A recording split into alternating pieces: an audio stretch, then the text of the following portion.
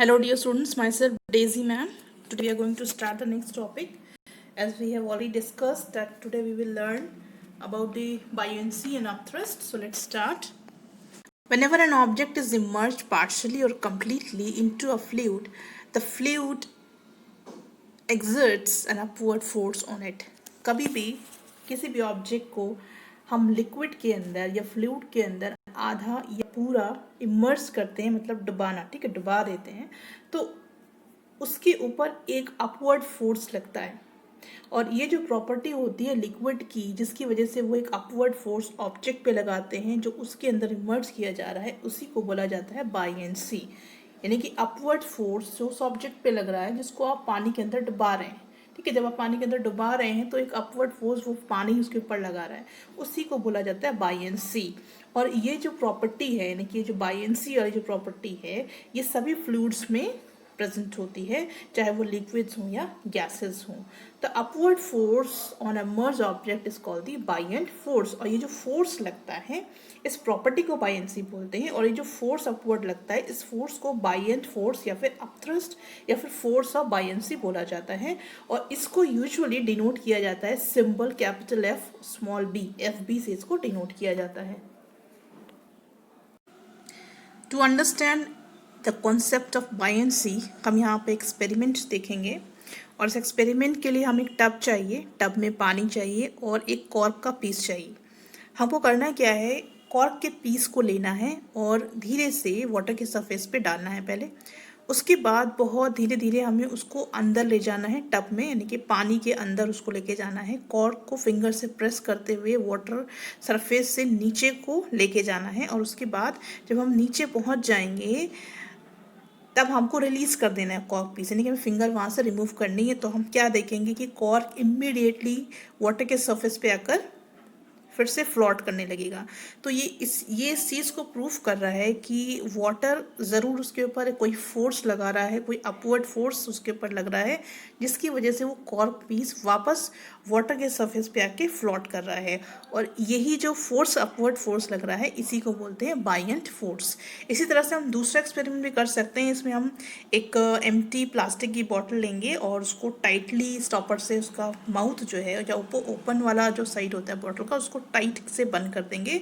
और हमें करना क्या है कि एक प्लास्टिक की बड़ी सी या तो टब ले लीजिए या फिर बकेट ले लीजिए, उसको पूरा पानी से भर दीजिए और उस बॉटल को आप उसके ऊपर पहले तो ऐसे ही you leave that bottle on the surface of water. तो पहले आप क्या देखें कि बॉटल फ्लोट करती है वाटर के ऊपर। उसके बाद आप धीरे से वाटर से जो बॉटल ऊपर है उसको आप धीरे धीरे अंदर की तरफ प्रेस करिए। और जैसे जैसे आप उसको धीरे धीरे प्रेस करेंगे, आपको अपने हाथ पे एक अपवर्ड फोर्स आपको एक्सपीरियंस होगा। और जितना डीपर आप बॉटल को लेके जाएंगे उतना ही ज़्यादा आपको एक अपवर्ड फोर्स महसूस होगा। और उसके बाद आप जब बिल्कुल बॉटम पे पहुंच जाएंगे बकेट के, तो आप उसको रिलीज़ कर दीजिए। और जैसे ही आप रिलीज़ करेंगे, वो बॉटल जो है वो बाउंस बैक, यानी कि एकदम से उछल के ऊपर आ जाएगी, वापस आ जाएगी, पीछे आ जाएगी और वाटर सरफेस पे फिर से फ्लोट करने लगेगी। तो ये दोनों एक्सपेरिमेंट इस चीज़ को प्रूफ करते हैं कि जो फ्लूइड्स होते हैं वो एक अपवर्ड फोर्स लगाते हैं, और उसी अपवर्ड फोर्स को हम बायएंट फोर्स या अपथ्रस्ट बोलते हैं या फोर्स ऑफ बायएंसी बोलते हैं। अब हम इन दोनों एक्सपेरिमेंट्स जो हमने अभी करे हैं उनके रिजल्ट्स देखेंगे कि इसमें ऐसा क्यों हुआ है। जब हमने कॉर्क पीस या बॉटल को वाटर के ऊपर लीव किया, छोड़ दिया था, तो उसका जो वेट था वो डाउनवर्ड लग रहा था, लिक्विड के अंदर लग रहा था। और कॉर्क पीस या वाटर बॉटल जो थे वो नीचे की तरफ डाउनवर्ड वो पुल हो रहे थे। जबकि वाटर एक्सर्ट कर रहा था अपवर्ड फोर्स, तो कॉर्क पीस और बॉटल जो हमने ली थी प्लास्टिक बॉटल, वो ऊपर की तरफ आ रहे थे because of the upward pressure applied by the liquid और वाटर। तो जब कॉर्क पीस और वाटर बॉटल को हमने पूरी तरह से पानी के अंदर इमर्ज कर दिया था और उसके बाद हमने रिलीज किया था, तो जो अपवर्ड फोर्स वाटर के थ्रू उसके ऊपर लगा था, कॉर्क पीस और वाटर बॉटल पे लगा था, वो उनके वेट से ज़्यादा था। और इसीलिए जो वाटर बॉटल है या कॉर्क पीस है वो इमीडिएटली वापस आ जाता है, वाटर सरफेस पे आ जाता है, क्योंकि इनके जो वेट हैं वो as compare to the upthrust force, उस फोर्स से उन जो फोर्स उनका वेट लगा रहा है उससे वो फोर्स बहुत कम है, क्योंकि वेट कम है और वेट कम होने की वजह से जो वो फोर्स है अपवर्ड फोर्स जो है वो ज़्यादा है, तो वो उनको वापस पीछे की तरफ वाटर सरफेस की तरफ वो उनको वापस फेंक दे रहा था। तो this is the result. Next we will see the units of upthrust. As upthrust that is force of buoyancy is a force. अब क्योंकि फोर्स है ये, तो फोर्स की यूनिट क्या है, फोर्स की यूनिट न्यूटन होती है, तो अपथ्रस्ट की भी एसआई यूनिट क्या हो जाएगी, न्यूटन हो जाएगी। और ग्रेविटेशनल यूनिट जो थ्रस्ट की होगी वो होगी किलोग्राम फोर्स और gram force. Then we will see effect of upthrust. If upthrust के क्या effect होते हैं? The effect of upthrust or buoyant force is that the weight of an object immersed in a fluid or a liquid or gas appears to be less than its actual weight. तो जब हम किसी भी object को पानी के अंदर डुबाते हैं, इमर्स करते हैं, तो उसका जो एक्चुअल वेट होता है उससे वो बहुत कम हमको फील होता है, यानी कि उसका वेट हमें कम लगता है because of the upthrust force. So if capital W be the actual weight of an object and FB be the upthrust acting on it when immersed in a fluid, then the observed weight of the object will be कितना हो जाएगा, उसका जो original wait है उसमें से अगर हम अपथ्रस्ट को माइनस कर देंगे तो that will be the expression. ठीक है, तो वही इसका एक्सप्रेशन हो जाएगा, क्योंकि हमें जो वेट मिल रहा है वो क्या मिल रहा है, ओरिजिनल वेट में से अपथ्रस्ट वेट माइनस कर दे रहे हैं, इसीलिए हमको वो जो उसका ओरिजिनल वेट है ऑब्जेक्ट का उससे वो हमें कम फील हो रहा है. अब यहाँ पे हम कुछ एग्जाम्पल्स देखेंगे जिसमें हम अपथ्रस्ट के इफेक्ट को देख सकते हैं. Number 1, when a person pulls a bucket full of water from a well using a rope, it is easier to pull the bucket as long as it is inside the water. तो एक इंसान है जो कि कुएं में से पानी निकाल रहा है और पानी निकालने के लिए उसे बकेट को पानी से पूरा भर दिया है, तो और वो रोप से अटैच है. जब तक वो भरी हुई बकेट पानी के अंदर रहेगी तब तक वो बहुत आसानी से उसको खींचता रहेगा, लेकिन जैसे ही वो बकेट पानी के बाहर आएगी तब उसका वेट जो है वो उसको बहुत ज़्यादा लगने लगेगा, क्योंकि अब ज़्यादा वेट लगने लगेगा तो उसको ज़्यादा फोर्स भी लगाना पड़ेगा. तो यहाँ पे उसको जो वेटलेसनेस थोड़ी सी कम जो उसको फील हो रहा है बकेट का वेट, वो इसी वजह से हो रहा है क्योंकि जब तक बकेट पानी के अंदर थी तब तक उसके ऊपर अपथ्रस्ट फोर्स लग रहा था, जिसकी वजह से उसको बकेट का वेट कम महसूस हो रहा था. लेकिन जैसे ही वो बाहर निकलेगा लिक्विड से उसको ज़्यादा हैवीनेस फील होगी, उसको लगेगा कि बहुत ज़्यादा भारी बकेट है और ज़्यादा फोर्स उसको लगाना पड़ेगा. Then when pulling a fish out of water, same यहाँ पे हम देखेंगे कि जब हम फिश को पानी में से बाहर खींच रहे होते हैं उस समय वो बहुत हमको हल्की लगती है क्योंकि पानी के अंदर है, लेकिन जब बाहर निकाल लेते हैं तो उसका वेट हमें ज़्यादा फील होने लगता है. Next is a heavy stone can be lifted easily when emerge in water. अगर बहुत भारी पत्थर है तो अगर आप उसको लिफ्ट करते हैं, उठाते हैं, वो पानी के अंदर ही है तो आपको उतना ज़्यादा हैवी नहीं लगता है. Then a person can move his legs easily when the legs are inside water. पानी के अंदर जब आपके पैर होते हैं तो आप ईजिली उसको मूव कर सकते हैं, यानी कि आप ईजिली चल सकते हैं क्योंकि उसके अंदर फोर्स कम आपको महसूस हो रहा है, और जब आप बाहर निकलेंगे तो वही चीज़ आपको हैवी लगेगी. Next is a person can move with his leg easily when the legs are inside water.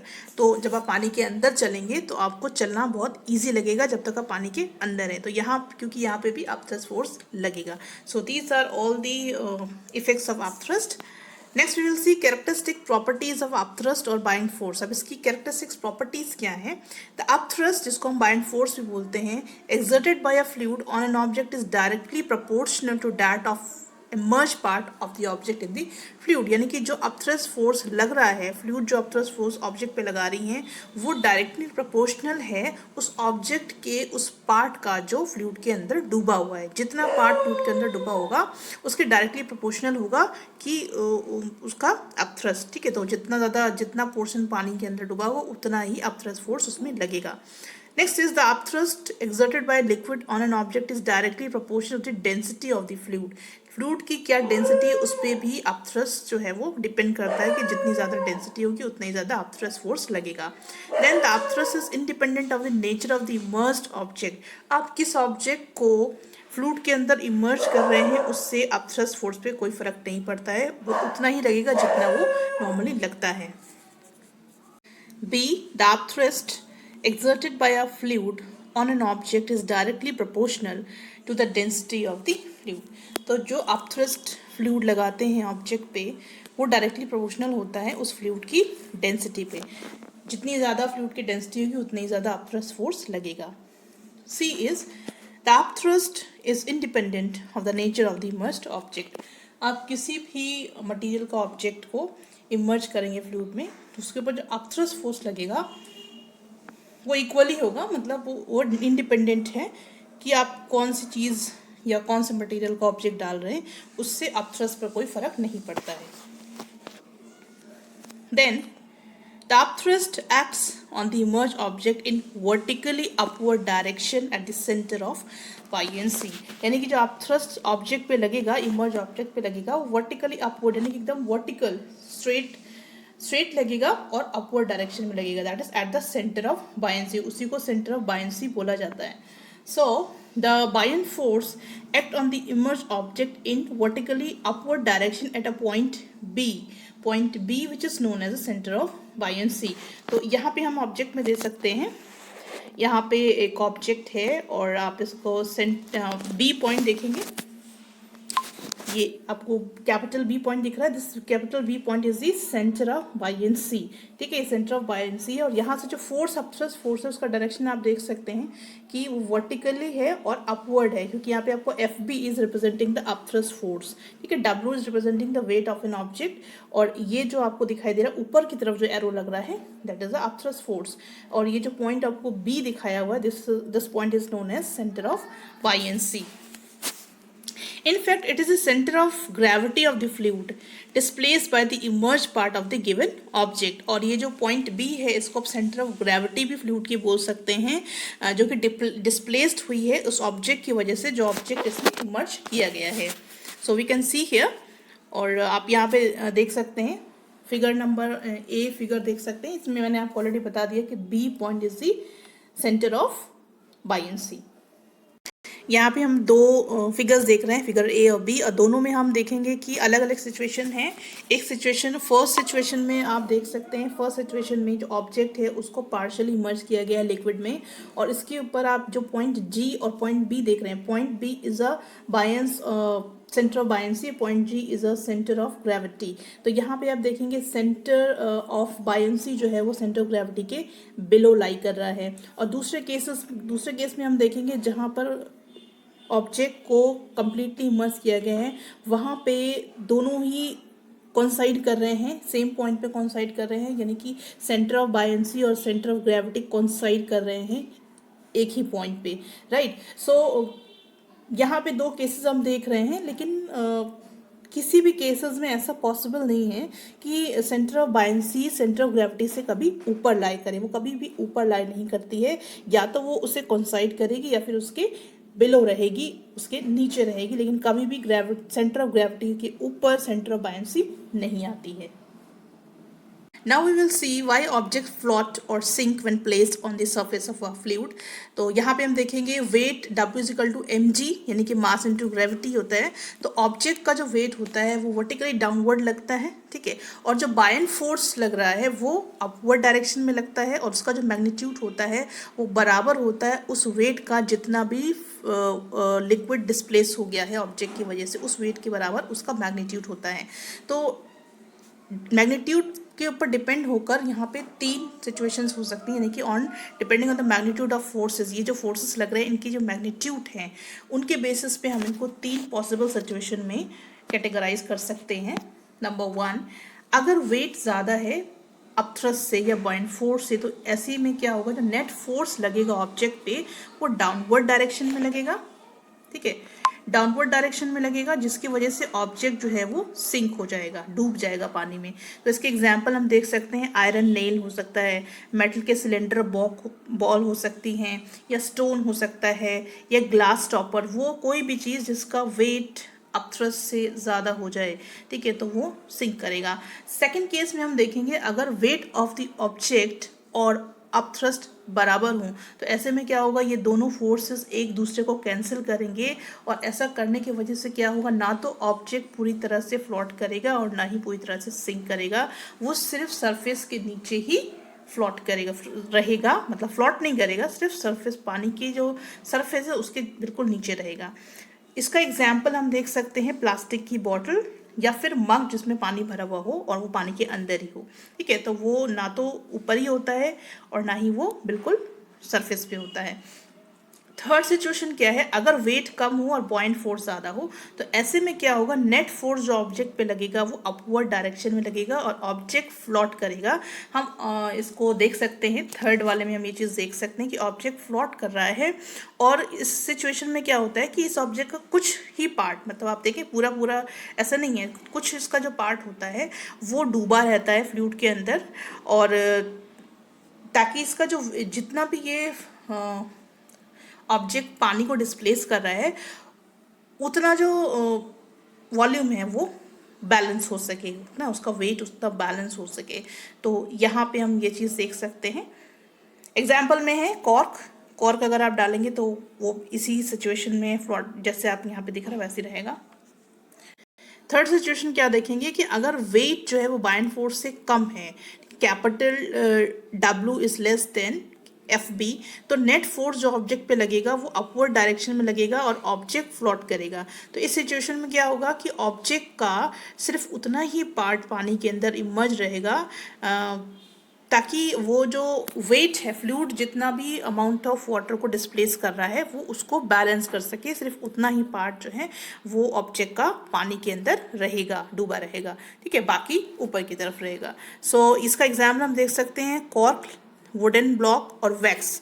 इनको जब आप पानी के सरफेस के ऊपर डालते हैं तो ये क्या करते हैं, फ्लोट करते हैं, right. So these are the examples of 3 possibilities on the basis of magnitude of these forces। हम देखेंगे थर्ड फिगर, हम देखेंगे जो जहाँ पे वेट जो है वो कम है, ठीक है, बाइंड फोर्स से कम है, तो यहाँ पे क्या हो रहा है, ऑब्जेक्ट फ्लोट कर रहा है। कुछ पोर्शन आप देखेंगे इमर्ज है और कुछ पोर्शन ऊपर की तरफ है। तो यहाँ पे आप देख सकते हैं सेंटर ऑफ ग्रेविटी सबसे ऊपर है, सेंटर ऑफ बायंसी सेंटर में है और बिल्कुल लास्ट में आप देख सकते हैं वेट का डायरेक्शन दिखाया हुआ है। So this is all about today's video. Next video में हम लोग कॉज एंड एक्सप्रेशन पढ़ेंगे for upthrust. Thank you very much.